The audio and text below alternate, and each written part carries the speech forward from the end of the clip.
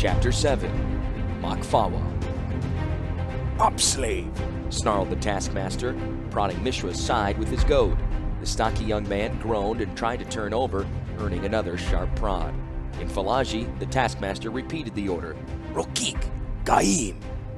Mishra coughed through a dust-filled throat, and he was awake, and he hauled himself to his elbows to prove it. The taskmaster moved on to the next slave as Mishra blinked the dust from his eyes. His dreams had been wrapped in darkness, utter and black. He was alone, all alone, without Tokasia, Urza, or any of the others. They had abandoned him, and in that darkness of his dream there was singing, lovely singing, that issued from his green stone. But he had lost the stone as surely as he had lost the rest of his life. Mishra blinked back the last of the darkness, and knew that his waking world was little better than that of his dreams. He was in the camp of the Suardi. He had been captured and claimed by them. He was property now. He was a slave. He was Rakik. After Tokasia's death, he had fled northward, toward the cavern at Koilos. He didn't mean to at first. He had just fled, but his feet found their way into the desert and along the long shelf of the mountains, inevitably leading toward the Lost Canyon. The scrubby, succulent plants that etched out their lives along the desert's borders provided him with life-giving water during the trek. Still, he was thin and weak when the Suardi outriders found him. At first, Mishra thought they were rescuers, friends from the Falaji diggers who had come looking for him, sent by Amal or Hajar. But the riders who found him were tougher and crueler men than the diggers at camp, hard men with wind-carved faces and no patience for outlanders found in their desert. They wore broad-brimmed flat helmets that marked them as Suardi, each bronze helmet inscribed along the brim with the vows of courage in battle. The warriors dragged him back to their camp, but only because it was nearby. Otherwise, they would have simply killed him and stripped his body. They took his glittering stone as treasure as well, but they did not treat it as anything more than an attractive bauble. Mishra had the strength to let out a weak shout as they pulled the bag containing the gem from his neck. That earned him an elbow to the face, a cuff intended both to silence and to train. The Suardi set Mishra to work with the other slaves. Most were Falaji, captured from other tribes and held until proper ransom was established or proper loyalties to the Suardi were ensured. These captives were treated fairly well, as slaves go. There were a few other outlanders, as well, hard-scrabbled survivors of caravans that did not pay the demanded tolls for traversing Suardi land. These slaves the tribe worked to death. Of the 7 other outlanders who had been among the slaves when he was first brought there 3 months earlier, Mishra was the sole survivor. There were a few later additions, but they had died quickly.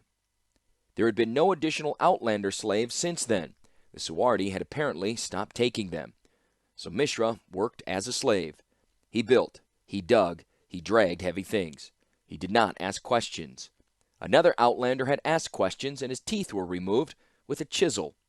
Mishra slept when he was allowed. He ate what he was given, which was less than the Kadir's hounds received. And he dreamed. He dreamed of the darkness and the fractured power crystal singing to him. He tried to look for it, but found he was too exhausted to move, held captive in the prison of his own flesh. During the day, when he laid stone upon stone, or dug a new cooking pit, midden, or grave, he thought of the dreams. This day he was digging a trench, for some unknown reason. Occasionally his spade struck a bit of old metal from the age of the Thran, and he tossed it on the pile of churned earth with the other garbage. As he dug and thought, Mishra did not hear his name being called, not the first time or the second. Only when a hand was laid on his shoulder did the stocky man react. Mishra startled and raised his arm to protect himself. No one touched an outlander with good intent in the Suardi camp. "Master Mishra, it is you!" cried Hajar. Mishra looked up, and the one addressing him, and saw the young, lean-faced digger from Tokasia's camp, the one who had accompanied him the night that everything fell apart. But this Hajar was wearing a Suardi helmet, a pair of swords mounted on a harness across his back, and he was smiling. "Are you all right?" asked Hajar, in Falaji. Mishra waited a moment, then nodded. He had no use for words for the past few months, and few spoke to him behind simple orders. A shadow appeared on Mishra's right. It was the taskmaster, who had fewer slaves to deal with over time and kept his hold on his remaining treasures that much tighter. "Do not speak with the Rakik," said the taskmaster sharply. Hajar laughed, and Mishra realized that the former digger was taller than the one who had ordered him about.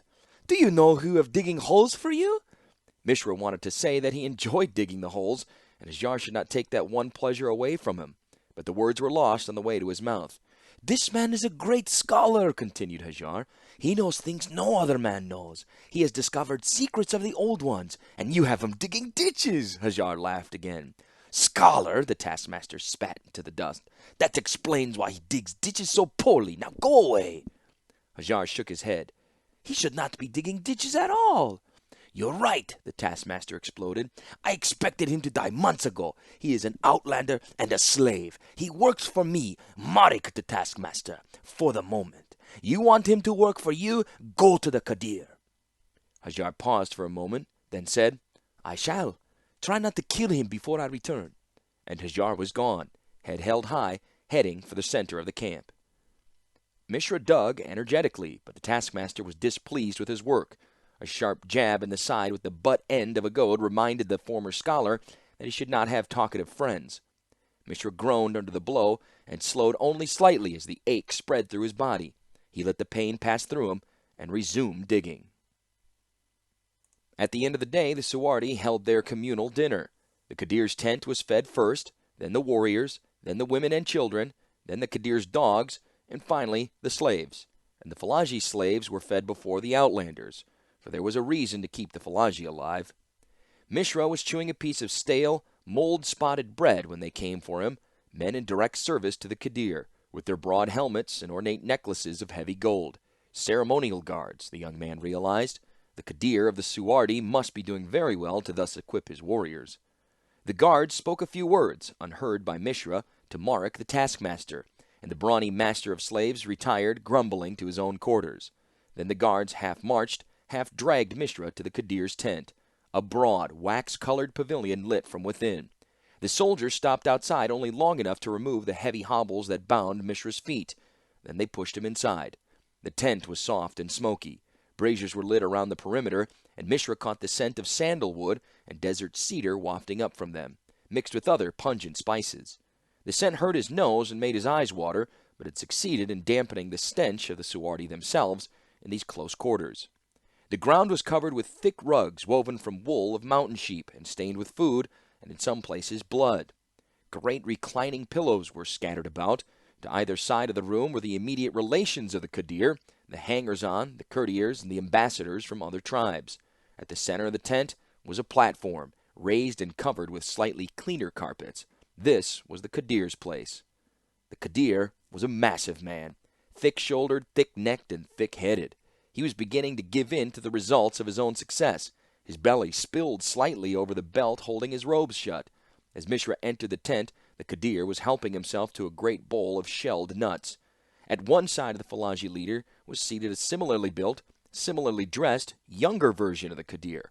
On the other side, standing, was Hajar. Mishra dropped to both knees, in the Falaji custom, and waited for whatever would come next. The Kadir snorted down a handful of nuts. This slave dog is the desert one you speak of, Hajar? He asked, in Falaji.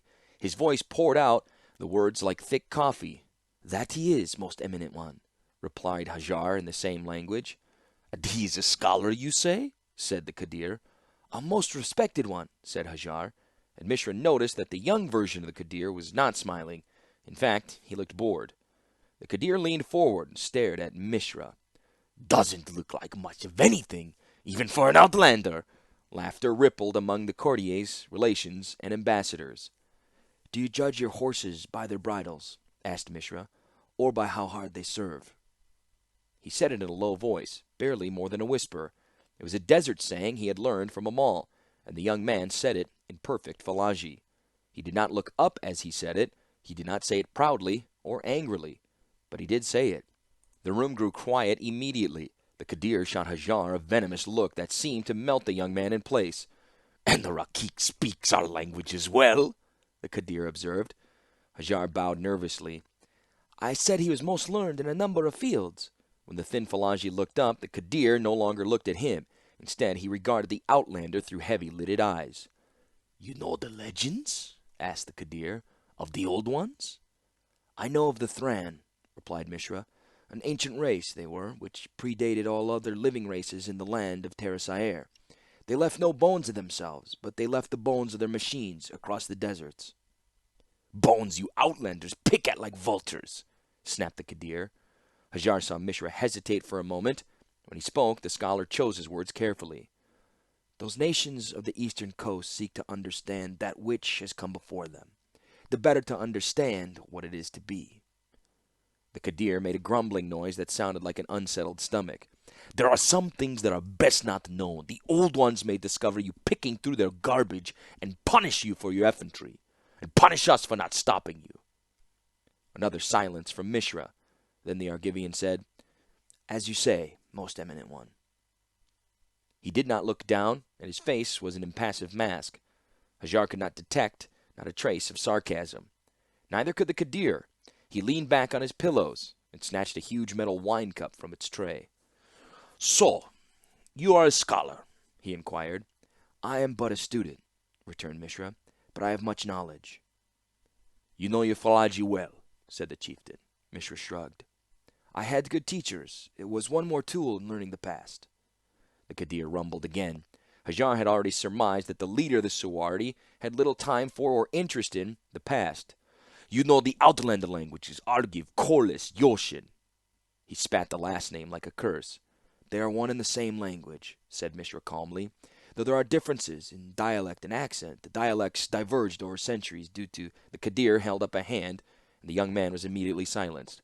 You know your calculations? I do. I have 9 patrols of 8 men each. How many men do I have? Asked the Kadir. 72, replied Mishra immediately. 4 of those patrols are mounted on horseback. How many legs are there? Said the Kadir with a harsh smile. 272, returned the Argivian smoothly, apparently without thinking. The Kadir's face darkened again, and he looked at Hajar. The younger Falaji thought for a long moment, his fingers twitching as he sorted mounted and unmounted troops and the number of legs of each. Then he nodded. The Kadir regarded the stocky slave with stony eyes. You will do. To the guards he said, Take him out, bathe him. To Mishra he said, Rakik, you will be my son's tutor. Teach him to speak your language and master his calculations. Do this, and you will be treated well. Fail me, and you will be killed.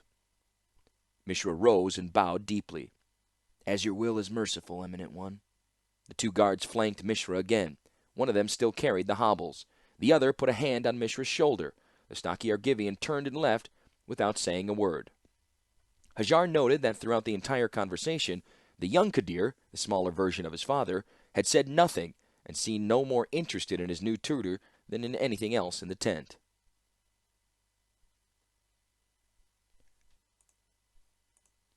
Hajar had left the Argivians' camp when the last of the Outlander students had fled back to their coastal lowlands, and the bits of metal they had excavated had been carefully shipped away on ox-drawn carts. He wanted them all to come with him, but the old digger chose to remain in the area. Hajar joined one of the bands of nomads, then another, finally finding his way into the Kadir's camp. A distant relation on each one's mother's side gave him a tentative entrance, and his hard work and bravery in a raid against a merchant caravan cemented the young Falaji's position within the camp hierarchy. But now he had taken a risk, recommending one of Tokasia's students as the young Kadir's tutor. His own fortunes would be tied to those of the Argivian now, and Mishra's failure would be considered his own. Hajar visited Mishra's new quarters, a small open-sided tarp near the cooks, whenever he could. When Mishra was not teaching, he was expected to aid in the preparation of meals, simple, lumpish tasks such as fetching wood, tending the fire, and butchering meat for smoking. At first, things did not seem to go well. At 10 years old, the young Kadir had no more interest in language and calculations than did his father. Worse, he seemed utterly repelled by the idea of being taught by anyone, particularly an outlander. Mishra, for his part, was desolate. I'll be back digging ditches back within a fortnight, he said one evening to Hajar, as he hobbled to gather more brush to tuck into the fire pit. Hajar knew better. To fail the Kadir did not result in demotion, but in death. Neither he nor Mishra had asked if there had been previous tutors, but the implication was that there had been. There were Argivian books in the young Kadir's quarters, as well as an abacus. Both books and abacus had been apparently untouched by the chieftain's son's hands. He does not want to learn, said Mishra firmly, and I will not spend my days speaking to a wall. The Argivian let out a deep sigh. All he cares about is battle and the great things his father has done. And what will he do when he becomes Kadir? Perhaps I could speak with the Kadir, said Hajar, and shook his head at the foolishness of his own idea. The father cared even less about knowledge than his son, except he demanded that his son know what he did not. It was a demand with the steel edge of a swordmaster's blade. At best he fidgets, resumed Mishra. At worst he sleeps. I once prodded him awake, and he had his guards beat me. The stocky scholar rubbed his shoulder. It's not something I want to do again. I am sorry 'tis not working out the way I had hoped, said Hajar. I as well, returned the scholar. And it just seems so hopeless. I feel empty inside, empty and useless. Indeed, the Argivian looked as if he had not slept for some time. It could not be the work, thought Hajar, for his life was slightly easier in that regard. It had to be something else. Perhaps his own sense of failure gnawed at him. Hajar was silent for a moment, then said, Why did you learn Falaji? Mishra looked up at the younger man. What? Hajar continued. The Argivian woman knew our language, but she had to deal with Amal and the other diggers. None of the Outlander students seemed particularly interested in learning more than the curse words. Your brother never learned, as far as I know, but you did. Why? My brother was interested in devices, in things, said Mishra wearily. I've always found people more interesting. There were people among the Argivian students, said Hajar. Why did you learn our language? Mishra shrugged his shoulders. I suppose I wanted to hear the old legends of your people, the genie nations, the heroes, and the princesses, the dragons you call Makfawa, and the warriors. When they were put in my language, the stories always seemed dry, shriveled things, bloodless and lifeless. They meant more in their original tongue. And don't you Outlanders have your own legends? Asked Hajar. Old battles and legends? Well, of course, said Mishra. There's the tale of the Grey Pirate who raided the Coreless Coast, and of the warrior queen of Argiv who lived 500 years ago. There are all manner of old god stories that only believe in Yosha and other backwards nations. Hajar smiled. Perhaps your young charge would rather hear about those stories instead, and that might encourage him to learn the language as well. Mishra thought for a moment, then nodded. And put your calculation lessons in terms of things he understands, continued Hajar. Remember the question the Kadir put to you? Probably that was how he learned his ciphers and fractions. Mishra did not say anything for a moment, but stared into the cook fire. You might be right, he said at last. It's worth a try, at least. Worth a try for both our sakes, said Hajar. He added, Also, you can teach him how to curse in Argivian. I'm sure the boy would like that as well. Several months passed. Things seemed to go better for the Argivian scholar, and Hajar allowed himself to relax. If anything went wrong at this late date, it was unlikely that he would now be remembered and blamed for recommending the young man's tutor. Indeed, Mishra's lessons, now couched in Argivian history and Yoshan mythology, seemed to have more than their desired effect on the young Kadir. He had gathered a basic feel for the Outlander's language, and professed even an interest in Argivian customs beyond the battlefield.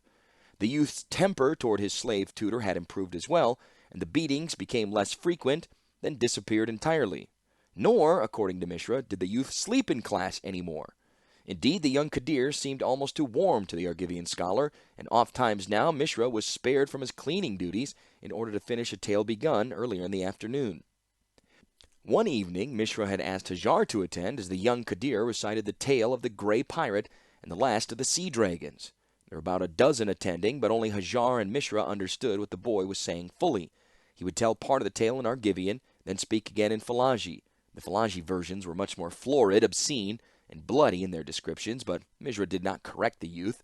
Soon afterward, Mishra's hobbles were removed, though he still was expected to tend the cooking fires when not in the young Kadir's company. Hajar's own life went well. Many of the local tribes swore fealty to the Suwardi. The clan's raids became more effective and the tribes more prosperous. Merchant caravans were held for tolls and in some cases outright ransom. Several Argivian settlements on Falaji land were removed by fire and sword. When the Argivians sent their slow, heavy armored patrols into Suwardi land seeking retribution, the more nimble Falaji had evaded them. So it was with some surprise when Hajar, following one such raid, was summoned to the Kadir's tent. Save for the ceremonial guards, no one else was present. The Kadir leaned back on his pillows, turning something large and green in his fingers. Hajar entered, knelt in respect, and waited. You know the Rakik tutor, said the Kadir presently. He did not look in Hajar's direction. I do, said Hajar, rising after being addressed. He suddenly wondered how much he should admit regarding Mishra. He has done well, said the Kadir. The boy knows his additions and subtractions, his ciphers and fractions, and he speaks Outlander passingly well, I am told. Very well indeed, said Hajar. I have heard him speak, and his words are very well formed and proper. The boy is doing well, said the Kadir. Perhaps too well. The Kadir let the statement fall into silence. Finally Hajar said cautiously, How so, most eminent one? The Kadir held up the green object to his eye, regarding it as a merchant inspects his stock. Do you know what this is? Hajar had never seen it before, but knew at once what it was. One of the power stones that Tokasia and the brothers had always made a fuss over. It still held its energy, for it glowed with a bright jade sheen. This one glowed even though it had been broken, sheared along one side. Hajar thought of one of the stories around the diggers' fires after the brothers returned from the secret heart, of the pouch that Mishra had kept around his neck. Carefully, he chose his words. It looks like an eye of the old ones, he said, using the Falaji word for power stone. The Kadir grumbled, making that low camel about to spit sound that so unsettled Hajar. Indeed, there are Givians and Yoshans as well, trespassing into our desert looking for trinkets such as this. What do you know about this particular one? Hajar was silent, attempting to gather his thoughts, but the Kadir pressed on. This one was taken from the Rakik tutor when he was captured. It was put among my treasures and forgotten. But my son asked about it the other day, and I had it brought out. Why does my son request it? Hajar was silent for a moment, hoping that this was another rhetorical question. It was not. At last he ventured. Probably the tutor mentioned it to him, and he was curious. The Kadir gave a low humph and said, Perhaps he wants it back, eh? Now why would the Rakik want this particular stone? Perhaps it has a special meaning to him, replied Hajar, quickly. Look at the way it is cut along the side. Shattered, not cut, returned the Kadir shrewdly. And shattered eyes are often useless and dull. This one still holds whatever fire the old ones imbued with it. So this may be special. The question is, how special is it? Hajar thought of the last night in the Argivian camp, and the unearthly lights that had shone from the brothers' cabin. The stones, Tokasia had said. She had said something about the stones. Then there had been the blast and the fire, and Mishra had disappeared into the desert until Hajar had found him digging a ditch in the Kadir's camp. He had never asked what had really happened that night. He had assumed it was something that Mishra's older brother, the lean, spooky one, had done. Hajar gulped for a moment, then said, I cannot say, respected one. The Kadir made that low gurgling noise again and said, Neither can I, and for that reason I will deny it to my son. So he is not tempted to pass it into the hands of the Rakik. I will keep it myself and see if it carries any power of the old ones. He slipped the gem into a voluminous pocket in his vest and shifted positions, facing Hajar fully now. He laced his fingers before his face and said, The question now is, why would the boy ask for something on behalf of the Rakik? Hajar stammered, then said, It could be that your son heard of the stone from the Rakik and wanted it for his own. The Kadir tilted his head for a moment as if considering that option for the first time. Perhaps, he said, shaking his head. Or perhaps he wanted to retrieve it for his friend and tutor. Hajar searched for the proper words.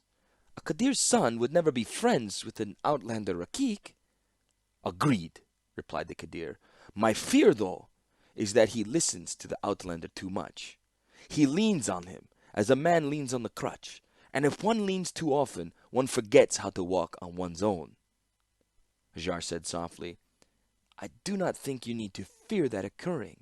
I fear nothing, said the Kadir quickly, but now the boy will ride on our raids as well. He is young, but not too young to learn a man's craft of battle. He will be taught when he is in camp, but otherwise, the Rakik will only cook fires to worry about. Tell me, if he spends his time on our raids, will the boy still know enough by the end of next year to be considered educated? Hajar thought for a moment. The Kadir's son was now more knowledgeable than most of the Suardian camp, but somehow he felt that was the wrong answer. Instead, he spoke most of the truth. By the end of next year, yes, he would. The Kadir leaned back on his pillows. Excellent. When the boy comes of his majority, he will no longer need the crutch. And when that time comes, that crutch will be broken and cast aside. Do I make myself clear?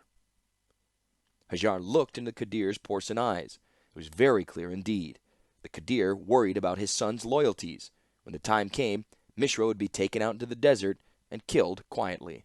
Hajar would oversee that slaying on the Kadir's command. Hajar heard himself say, As you wish, respected one. Your words are as law. The Kadir waved him off, and Hajar knelt briefly, then fled the tent.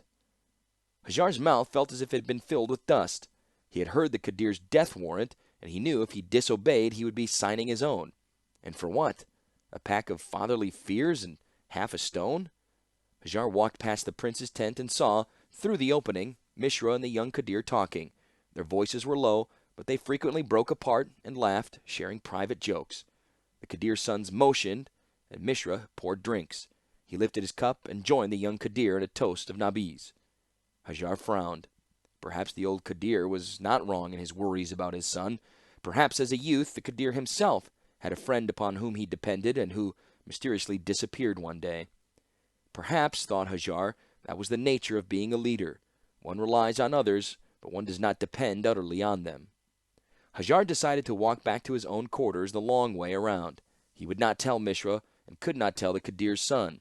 He would hope that once the lad had more battle experience, he'd be less interested in the scholar's teachings. With that diminished interest, the Kadir's fears and the death sentence would vanish.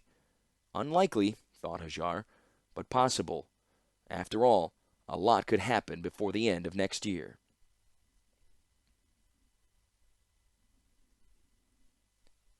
Mishra dreamed. As his body healed from its beatings and his spirits recovered from its daily exhaustion, Mishra's dreams grew stronger.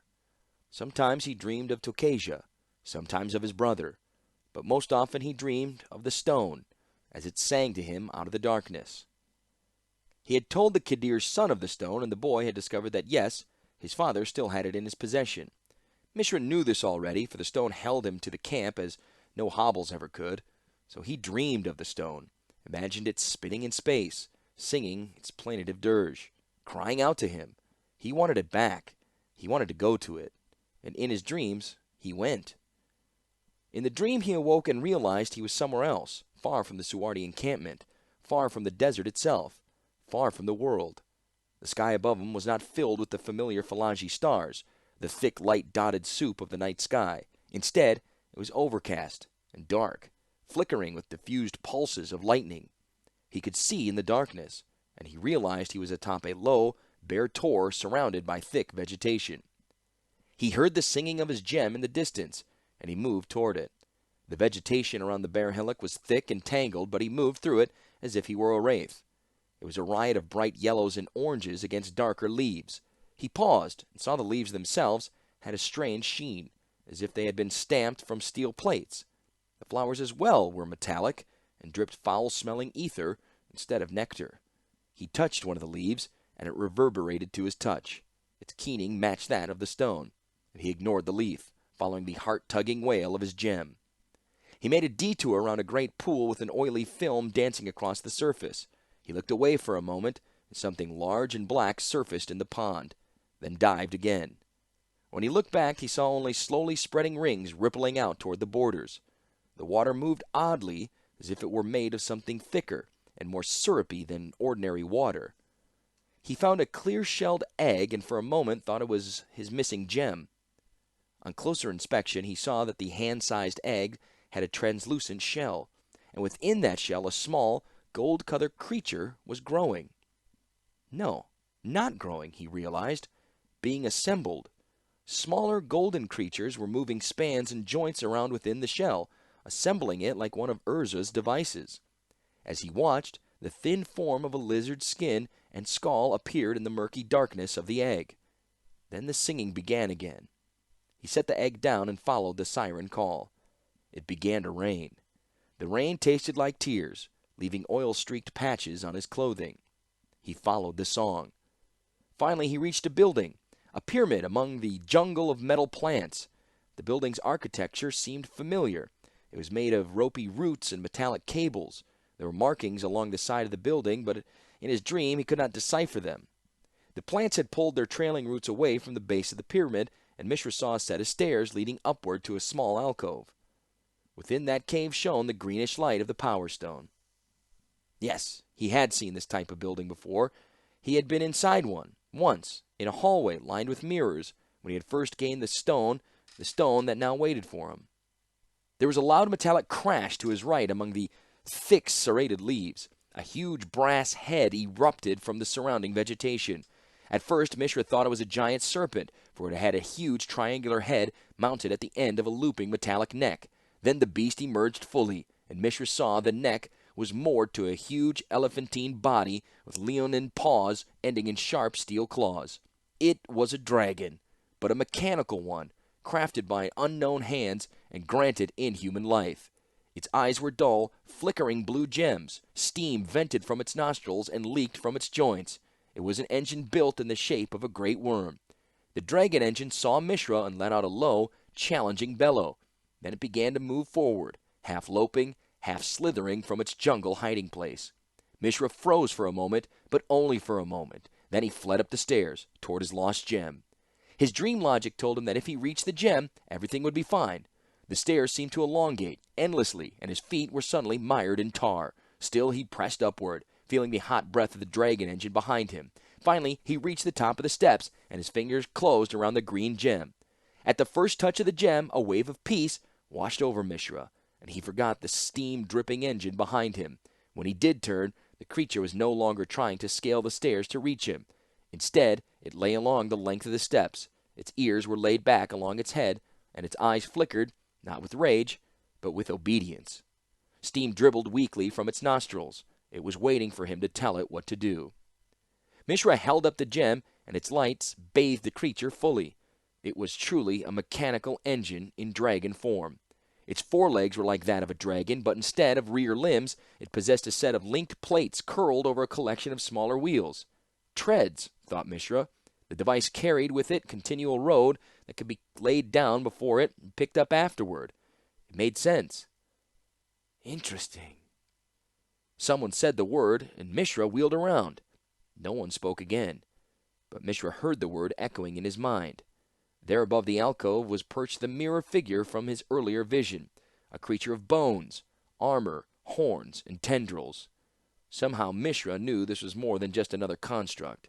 With its exposed muscles of rope-like cables and its backward-pointing horns, it was a living thing, a powerful one, and unlike the engine, it could not be cowed by the power of the stone.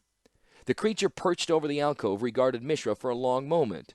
The young man was dimly aware that the long tresses along the creature's horns were more like draped tentacles and moved of their own volition.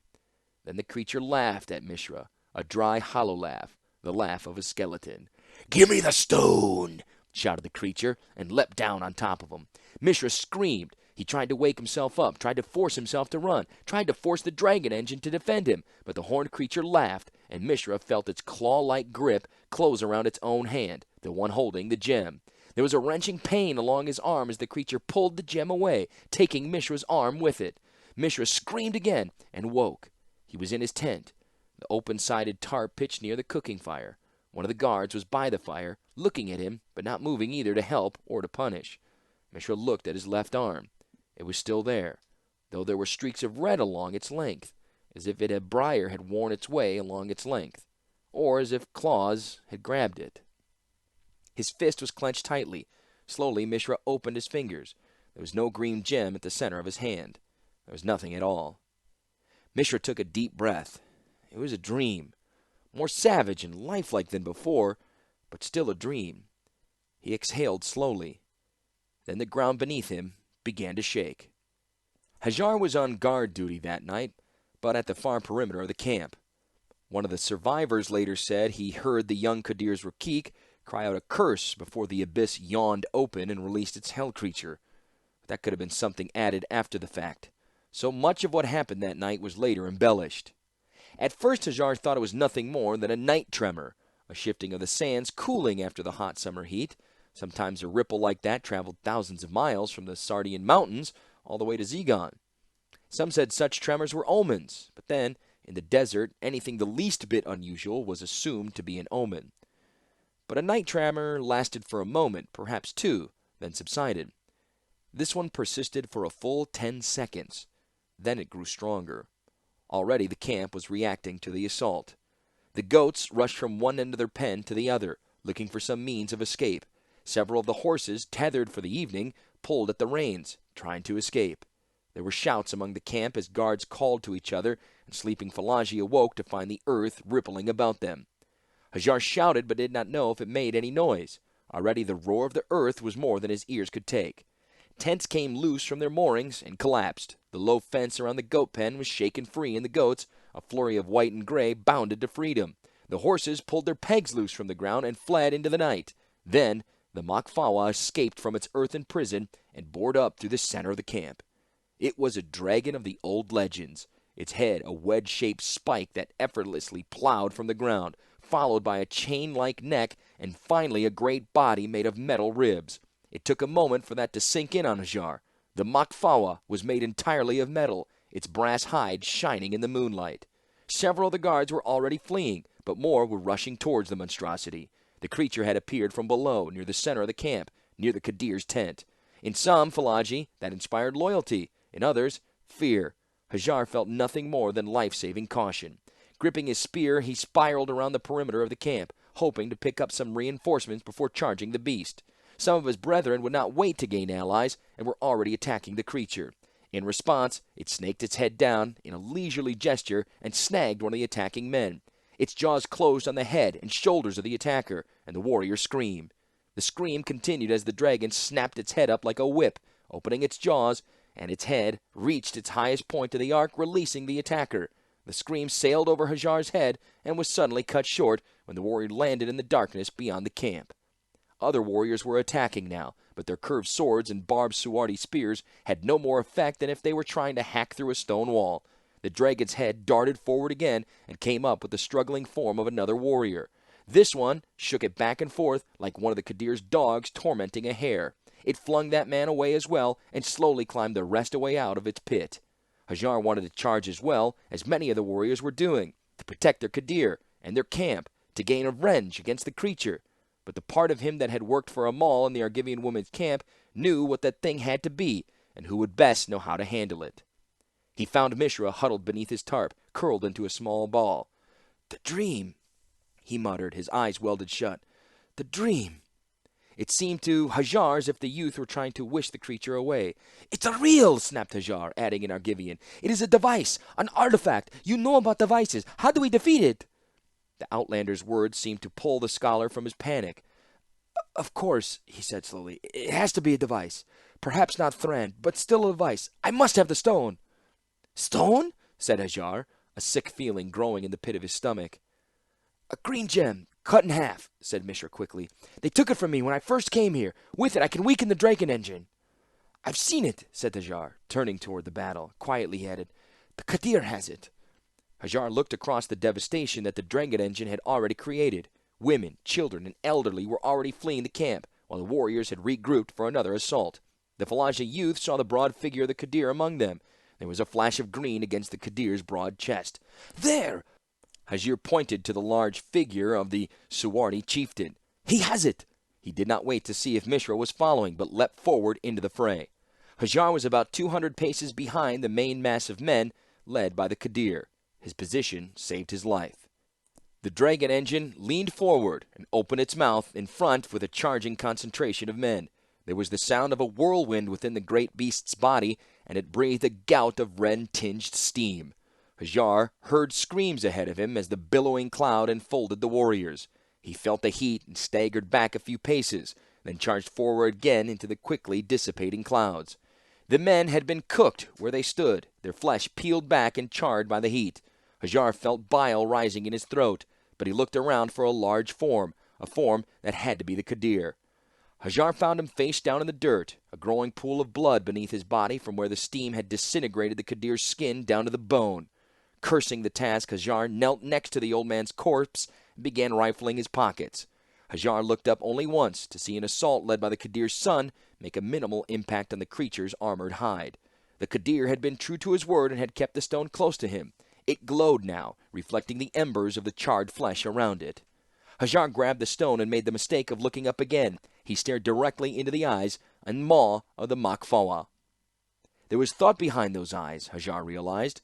This was not like the Su Chi or the plotting onulence of the Argivian camp. There was an intelligence within those eyes, and a malignancy behind that intelligence. The Makfawa looked at Hajar and knew in an instant who he was, what he was holding in his hands, and why he could not use it. The dragon opened its mouth, and there was a sound of desert wind again. Hajar knew what to expect next and bolted for the perimeter of the camp. His back blazed as the passing cloud of steam dissipated around him. Then he was free of it and saw Mishra approaching from the other direction. Hajar looked back. The Makfawa was already breaking loose of its bank of steam. It lumbered forward toward him.